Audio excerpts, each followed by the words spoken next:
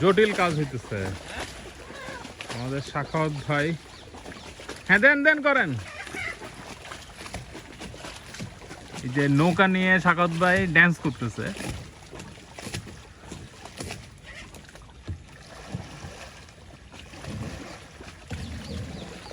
ভাই পুরা পুকুর লড়তেছে।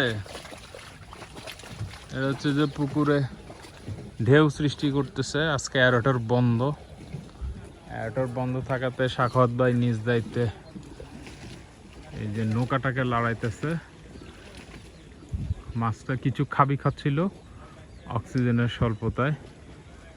তো এয়ারোটার যতক্ষণ নাই উনি এটা স্বপ্রণোদিত হয়ে মাছের প্রতি ভালোবাসা দেখিয়ে এই যে পুকুরের পানিগুলো লড়াই দিতেছে, এবং যার ফলে পুরো পুকুরে এই যে কম্পনের সৃষ্টি হয়েছে এবং অক্সিজেনের সরবরাহ বাড়তেছে। এটা কিন্তু উনি এটা এই পুকুরের মাছদেরকে ভালোবাসে, খামারকে ভালোবাসে এটা করতেছে, অন্য কিছু না।